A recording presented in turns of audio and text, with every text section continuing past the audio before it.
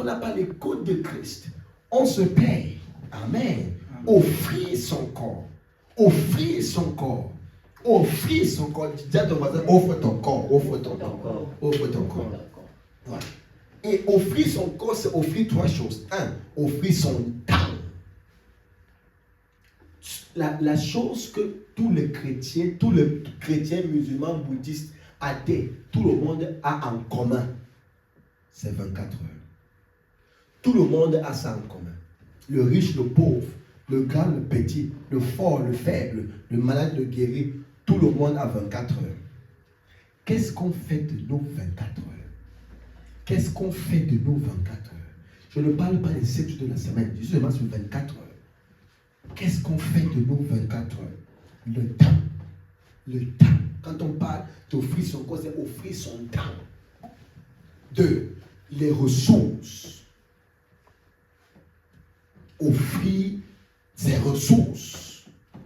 Et quand on dit la ressource ici, on ne parle pas seulement d'argent. On parle de tes capacités, de ton potentiel, de tes finances, de ton matériel.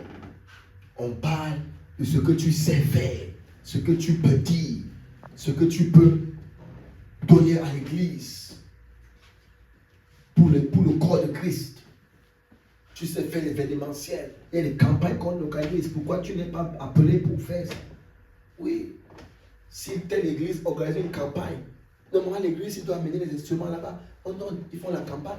Après on revient avec. C'est le corps de Christ. Quelles sont nos qualités? Quelles sont nos aptitudes? Troisièmement, dans le corps, justement dans le corps, hein, offrir son corps, c'est offrir son énergie. C'est offrir son énergie. La chose qui te fatigue quand je suis en train de me coucher, je suis fatigué parce que j'ai fait quelque chose pour le ciel. J'ai servi Dieu. C'est pour ça que je suis autant fatigué aujourd'hui. Pas que je suis paresseux, je suis fatigué, je m'endors. Pas que j'ai trop marché, j'ai trop fait la course, j'ai trop mangé, je suis fatigué. Ça c'est quoi? Ça c'est quoi? Et je suis fatigué ce soir. Parce que vraiment j'ai servi le Seigneur aujourd'hui. C'est ça, offrir son corps. Deuxième clé pour servir le Seigneur, selon toujours Romains chapitre 12. Hein. Ça nous sommes au verset 2. Il va dire, ne vous conformez pas au siècle présent.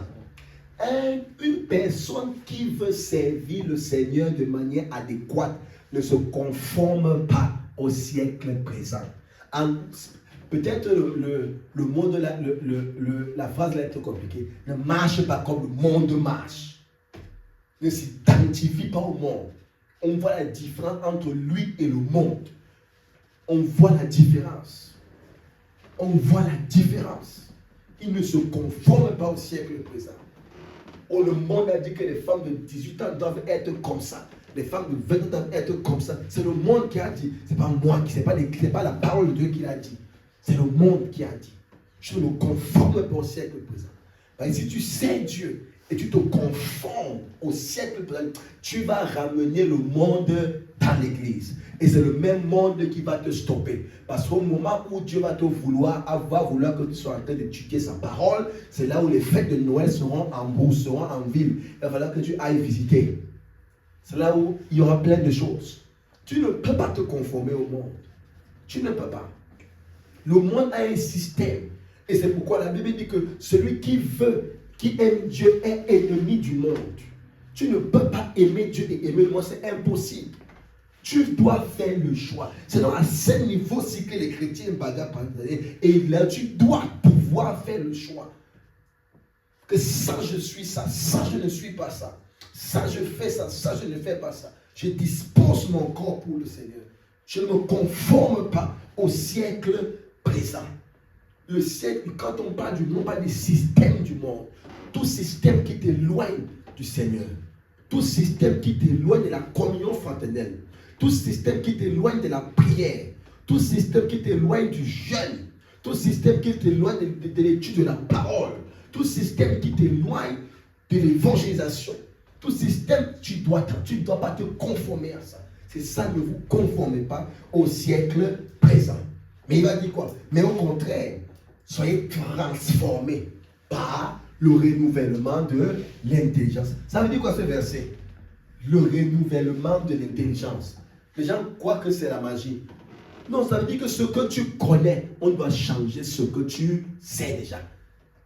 L'intelligence est le système d'information qu'on a reçu. Quand on dit, voici un enfant intelligent, c'est un enfant qui a appris ses leçons.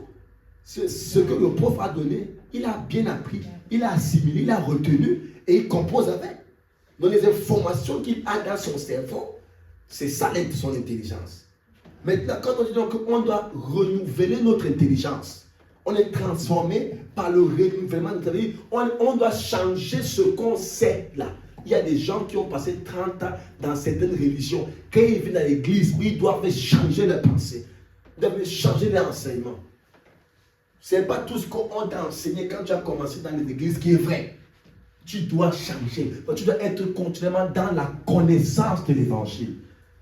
Un chrétien qui veut aller loin est un chrétien qui passe son temps dans la connaissance de Christ. Dans la Bible. Dans la compréhension de la connaissance de Christ. Ça, il est transformé par ça. Le renouvellement de l'intelligence. Le renouvellement de l'intelligence. C'est ce qui le bâtit. C'est ce qui le transforme. C'est ce qui l'amène à comprendre certaines choses. À savoir que ça c'est bien, ça c'est pas bon. À savoir que voici à quoi ressemble Christ. C'est ce qui le définit. Qui définit son caractère. Il est transformé. Il accepte que je me dis que c'est comme ça. Mais voici ce que la Bible dit. Il est transformé par le renouvellement de son intelligence. Et j'ai dit ici, il y a plus de dimanche, que les gens qui sont compliqués à changer, à renouveler là, c'est les gens qui sont orgueilleux. On ne peut pas leur dire que ça tu fais mal. On ne peut pas leur dire que ça ne se fait pas comme ça. On ne prie pas comme ça. On ne jeûne pas comme ça. On ne décède pas comme ça. On ne lit pas la Bible comme ça. Ils savent tout. Ils savent tout. Et quand tu regardes leur vie, c'est identique aux choses du monde. Leur convoitise est identique aux choses du monde. Le sujet de leur prière sont les sujets que les mondains prient, que les mondains désirent, que les mondains veulent. Ah oui. L'objet de ce qui les tracasse le cerveau est ce que les mondains ont. Quand il voit une voiture, il est supprimé par la voiture et il veut à tout prix la voir. Ce n'est pas ce que la Bible nous a enseigné. Mais s'il ne connaît pas les Écritures, s'il va dans une église où on lui prêche que la prospérité, où on lui prêche que la gloire, où on lui prêche que le luxe, et quand il va venir, on va lui parler, ça c'est pas la vérité. Alors que c'est ça. Tu cherches les choses du monde. La Bible dit quoi? Vous cherchez premièrement le royaume et sa justice, et le reste des choses vous seront données par-dessus tout. Donc ce n'est pas ça là, ce n'est pas toi qui cherches ça. Tu ne cherches pas la renommée sur les réseaux sociaux. Tu ne cherches pas les mariages et les voitures. Tu ne cherches pas ça. Tu es dans la quête de Christ. Et parce que tu es en Christ, ça devient comme un aimant. Ces choses commencent à venir seules. Là où tu peinais à faire les choses, ça commence à se faire facilement. Là où tu peinais à avoir, ça commence à aller rapidement. Parce que tu es concentré sur tu grandis dans la connaissance de Christ. Tu es concentré sur ta relation avec le Seigneur. C'est ça, recevoir, renouveler l'intelligence. Renouveler l'intelligence. Renouveler l'intelligence. Renouveler l'intelligence. On se conforme au monde. On se conforme au système du monde. On se conforme aux choses de la terre. On se conforme à la mode. On se conforme à la télévision. On se conforme. Nous voulons bâtir une armée de personnes, de croyants qui sont radicaux dans leur foi. Que rien ne peut se détourner de leur foi. Aucune nouvelle, aucune charge, rien ne peut les détourner de leur foi. C'est cette armée que nous voulons bâtir. Amen. Troisième clé pour servir le Seigneur. Donc, première clé, offrir son corps. Deuxième clé, ne pas se conformer au siècle présent. Troisième clé, discerner la volonté de Dieu dans la tâche. On est toujours au verset 2. Discerner la volonté de Dieu dans la tâche qui t'est confiée. Pourquoi on me met là? Pourquoi Dieu me veut à la chorale? Pourquoi Dieu me veut à la louange? Pourquoi Dieu me veut à l'intercession? Seigneur, quelle est ta volonté? Quelle est ta volonté où tu me mets au pastorat? Quelle est ta volonté où tu me mets à l'intercession? Papa, quelle est ta volonté? Pourquoi je dois laver le sol de l'église? Pourquoi je dois balayer la salle? Pourquoi je dois m'occuper du domaine des chrétiens de l'église? Quelle est ta volonté? Le verset 2 nous dit, afin que vous discerniez quelle est la volonté de Dieu, ce qui est bon, agréable et parfait. C'est quelle est ta volonté? Pourquoi c'est moi que tu appelles à évangéliser? Ah oui. Quelle est ta volonté? Tu discernes la volonté de Dieu dans la tâche. Tu dois discerner, Seigneur, qu'est-ce que tu veux de moi? Pourquoi tu veux que je joue au piano? Je ne vais pas seulement jouer au piano pour jouer. Je joue sachant pourquoi je joue au piano. Je fais la batterie sachant pourquoi. Et quand je sais pourquoi je fais ça, personne ne va m'appeler pour venir faire. Parce que je sais la raison pour laquelle je fais. Dieu m'a dit, tu sais pour ça. Tu fais pour ça. Tu fais pour ça. Je sais pourquoi Dieu me demande de le faire. Amen. Amen. Je sais pourquoi il me demande de le faire. Quatrième clé, recevoir la grâce. Recevoir la grâce pour servir. Recevoir la grâce pour servir. Pour ne pas dire l'onction, pour ne pas dire l'imposition de main. La grâce vient par imposition de main, la grâce vient par tout ça. Recevoir la grâce pour servir. Et c'est ce que le verset 3 va dire. Par la grâce qui m'a été donnée, par la grâce qui m'a été donnée. Donc il y a une grâce qui est liée à notre identité avec le Seigneur et une grâce qui nous est impartie. La grâce d'évangéliser. La grâce d'annoncer la bonne nouvelle. La grâce d'être chanteur. La grâce de prêcher.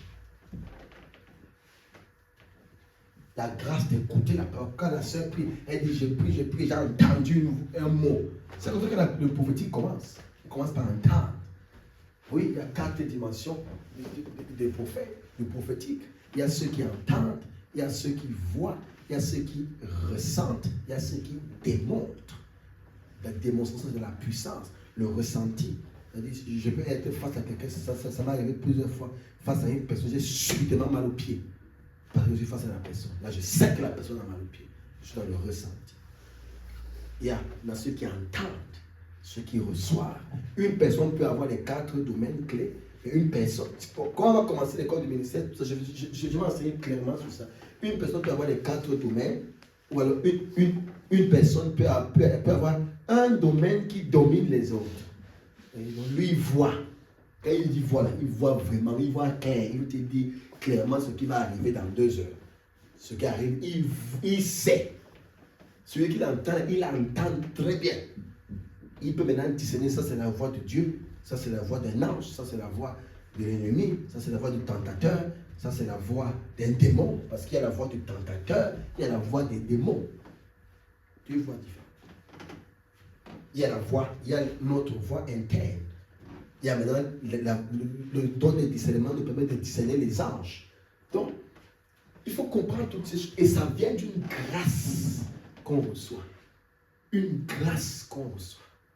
Quand tu commandes les choses, prends bien, tu dis, il n'y a pas la grâce là-bas. Il n'y a pas la grâce. Amen. Recevoir une grâce. Et quand on dit de recevoir une grâce, ça veut dire qu'il y a quelqu'un de nous qui a reçu une grâce, qui a déposé la grâce. C'est ce qu'on appelle la soumission. On est soumis, on sait qu'on est un père spirituel. Ah, j'ai introduit l'enseignement sur le père spirituel. Là, qui est ton père spirituel? Non, le père céleste, le père spirituel, c'est qui? Le père. Oui. C'est quelqu'un qui n'a pas de père est sans repère. Il est une vipère qui se perd. Je répète ça. Celui qui n'a pas de père spirituel est sans repère. Et il est une vipère qui se perd. Quand la vipère commence à se perdre, elle commence à mordre partout. Qui est ton père spirituel? Tu appelles qui mon père? Tu appelles qui papa? Qui est celui qui est au-dessus, qui peut dire ça tu fais bien, ça tu fais bien, et tu acceptes? Qui est celui qui t'enseigne? Qui est celui qui te conduit? C'est lui le Père. C'est lui le Père. Et l'orgueil, ça c'est le numéro 5. Numéro 5. Il dit, le verset 3, par la grâce qu'il m'a donné, je dis à chacun de vous de ne pas avoir de lui-même une trop haute opinion. 5e point, comment servir le Seigneur? 5 clés pour servir le Seigneur. Fuis l'orgueil. Tu sais, avec l'orgueil, tu es loin. Et l'orgueil fait généralement que les personnes ne peuvent pas admettre qu'une personne est leur père spirituel. Certaines personnes, même leur pasteur, l'appeler pasteur, ça pèse tellement. C'est trop lourd, ils sont trop supérieurs, ils sont trop grands. Oui, oui, ils viennent bonjour.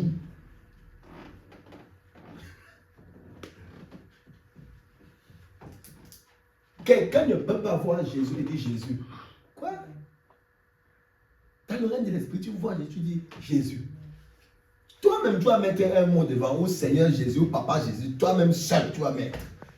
La gloire est intense. Mais Jésus ne se révèle pas aux orgueils. C'est impossible de ne pas se révéler aux orgueils. Quelqu'un comme ça, il t'appelle bonjour. Il t'écrit bonjour. Ça va. Mes amis, qu'est-ce qui s'est passé? Qui t'a abouti comme ça? L'humilité commence par là. N'ayez pas une trop haute opinion de vous. Paul le dit. N'ayez pas une haute opinion. Je sais prêcher, je sais chanter, je sais louer Dieu, je sais adorer. Une trop haute opinion. Et la haute opinion commence à faire un chantage. Je sais que si je ne suis pas là, ça ne va pas se passer bien. Et quand on va remarquer mon absence, on va m'appeler. Tu es le petit frère de Satan. Direct, tu es directement le petit frère de Satan. C'est de ça qu'il est question. N'ayez pas une haute opinion de vous. On vous confie l'évangélisation. N'ayez pas une haute opinion de vous. On vous confie les droits de la salle. N'ayez pas une haute opinion de vous. N'ayez pas une haute opinion. L'orgueil. On ne sert pas dans l'orgueil. Le service de Dieu, on a été dénoué d'orgueil. Et l'orgueil ne finit pas en un jour. Hein. Non, c'est pas que le Seigneur dit, l'orgueil c'est fini. Plus tu sais, plus on t'acclame, plus l'orgueil commence à monter. Plus tu chantes bien, plus le peuple apprécie, plus l'orgueil monte. L'orgueil se traite tous les jours. L'orgueil s'enlève dans la présence de Dieu tous les jours. Plus tu joues bien au piano, plus tu as bien joué, ça commence à monter. Oh, mais quand tu as prêché, alléluia, alléluia, ça commence à monter. Et tu te dis que tu es le seul prédicateur de l'église. Quand tu n'es pas là, il n'y a pas de prédication. Quand tu n'es pas là, Dieu peut utiliser même les petits enfants ici pour nous parler le dimanche. Oui. Oui. Quand tu n'es pas, tu vois, tu commences à te sentir important. N'ayez pas une trop haute opinion de vous. Et la Bible dit que celui qui est plus grand, c'est celui qui sait. Celui qui sait qui est le plus grand. Il dit, voyez toujours les autres comme supérieurs à vous. Je suis plus riche, je suis plus grand, je suis plus vieux, mais je vois celui qui est en face de moi, qui est petit, qui est pauvre, qui n'est pas supérieur à moi. C'est comme ça la parole. Je le vois supérieur à moi. Qu'il me méprise ou pas, je le vois supérieur à moi. Je le vois supérieur. Et ça se voit même dans la salutation. Il y a des gens, quand ils rencontrent les chefs d'État, on ne leur demande pas de descendre seul. Un seul, ils descendent. Le protocole ne dit pas que quand vous voyez le président, faites comme ça. Un seul, on descend. Seul, on descend. Il y a qui saluent le pasteur dans les églises. Il tape l'épaule. Oui, dans les églises, il tape l'épaule. pasteur. N'ayez pas une trop haute opinion de vous. Normalement, il doit y avoir concours entre le pasteur qui salue et le bébé qui salue de qui descend le plus. Le pasteur doit avoir le bébé supérieur, la fille doit avoir le pasteur supérieur, les deux doivent descendre. Oui. Le respect, l'humilité. N'ayez pas une trop haute opinion de vous. Dès que tu es président des femmes, c'est toi maintenant qui est devenu la chef des femmes. On doit te voir avec tes talons. Tu es président des hommes, tu dois venir le boss, le bao. Regarde, comment ça tente à aboutir. Ah oui. Sixième, travailler avec les autres. Quand on sait Dieu, on s'assure de travailler avec les autres. On s'assure de travailler avec les autres. C'est ce qu'il va dire à partir du verset 4. Car, comme nous avons plusieurs membres dans un seul corps, et que tous les membres n'ont pas la même fonction, plusieurs membres dans un seul corps. Donc je ne suis pas seul. Je m'assure de travailler avec les autres. Ceux qui sont par exemple à la chorale. Oui, j'ai un empêchement. C'est ceux qui travaillent dans la chorale, dans les églises. J'ai un empêchement à la chorale. Qu'est-ce que je fais? Est-ce que je me suis rassuré qu'à mon absence, là, comment ça va marcher? C'est ça, travailler avec les autres. Est-ce que mon absence affaiblit le couple?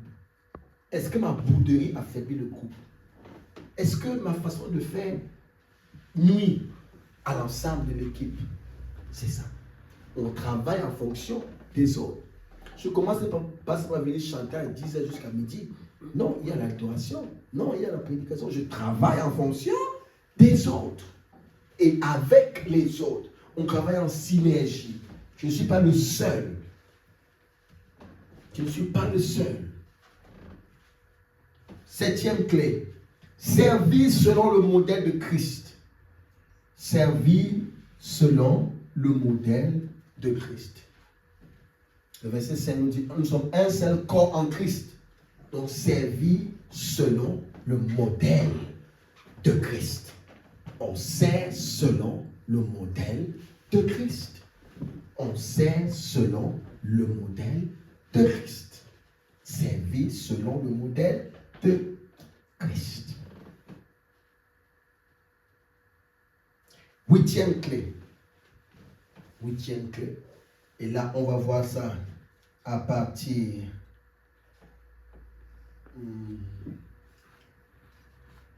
du verset 7. Que celui qui est appelé au ministère s'attache à son ministère. Donc ça, c'est la septième, c'est la huitième clé, n'est-ce pas? Rester attaché à sa tâche. Huitième clé, rester attaché. Tu restes attaché à ta tâche. Je suis attaché. Corps, âme et esprit attaché. C'est moi qui lave la salle de l'église attaché. Je ne suis pas là, j'envoie quelqu'un laver. Je ne suis pas là, j'appelle mon frère. Hey frère, mais est-ce que tu peux passer me remplacer s'il te plaît pour le nettoyage de l'église parce que je serai empêché aujourd'hui, s'il te plaît. Aide-moi. C'est ça. Parce que je ne suis pas là.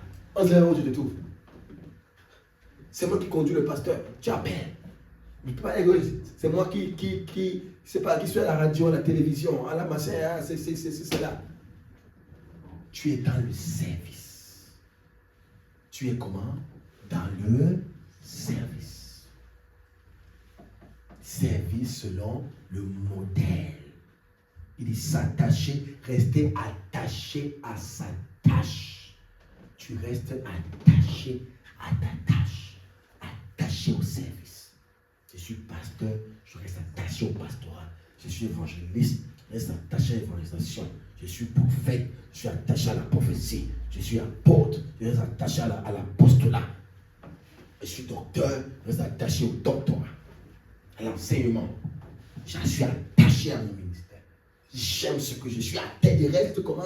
Attaché. 9e point. Il va dire au verset 8, que celui qui exhorte, celui qui exhorte à l'exhortation. Que celui qui le fasse avec libéralité. Celui qui donne. Ah, chez vous, c'est celui qui donne. Celui qui donne le fasse. Celui qui donne le fasse avec libéralité. Ça, c'est la 4e clé. La 9e clé. Être libéral. Être libéral. On ne sert pas Dieu en étant avare. Être libéral. Les premiers serviteurs, les sont les premiers donateurs de l'Église. Il n'y a pas que il y a ceux qui donnent et il y a ceux qui servent. Les serviteurs sont les donateurs. Les serviteurs sont les donateurs. Quand on sert Dieu, on est appelé à donner. Quand on te met aux instruments, tu arrives, tu trouves qu'il n'y a pas les piles des trucs. Tu n'attends pas d'envoyer la lettre à la direction de l'église pour qu'on t'envoie là des piles. Tu prends ton argent, tu vas acheter les piles parce que tu es attaché à ton service. Et tu sais que c'est Dieu qui t'exauce. Que le pasteur te rembourse ou pas, tu sais que c'est ton œuvre. Tu sais que c'est ton œuvre.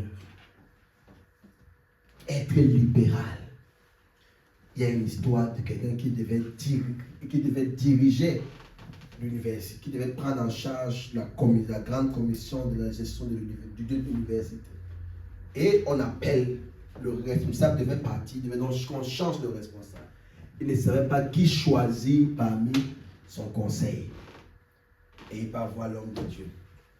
L'homme de Dieu, je dois choisir qui le remplace à l'université. On doit le nommer comme recteur.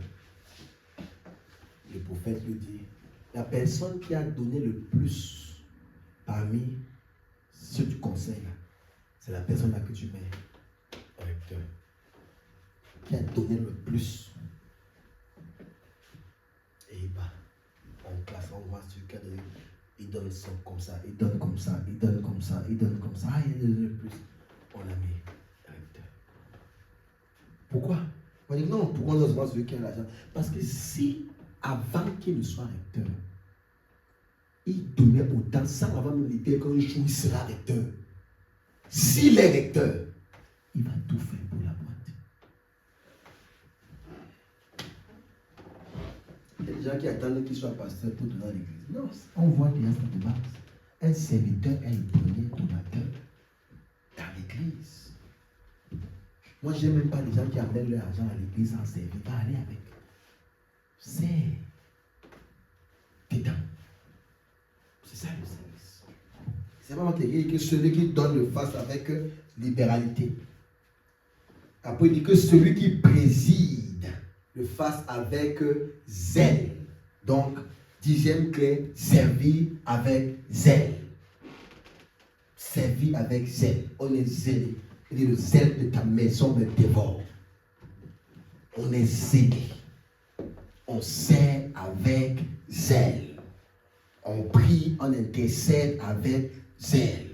On jeûne avec zèle. On prêche avec zèle. On préside le culte, présidence du culte avec zèle. On évangélise avec zèle. On nettoie la salle avec zèle. Putain, les pieds. Comme ça. Avec zèle. Dernière clé, dans le même verset, que celui qui pratique la miséricorde le fasse avec joie. On sert avec joie. Dès qu'on t'a désigné pour un service et toi tu n'es pas content, pardon, ne viens pas communiquer la tristesse aux gens. Laisse. C'est avec joie. C'est dans la joie. Tu es content. Je suis dans la joie quand on me dit allons dans la maison de l'Éternel. Je suis dans la joie quand on me dit allons dans la maison de l'Éternel. Un jour dans ses pavés vaut mieux que 1000 ailleurs. Une heure dans ses pavés vaut mieux que 1000 ailleurs. On est dans la joie.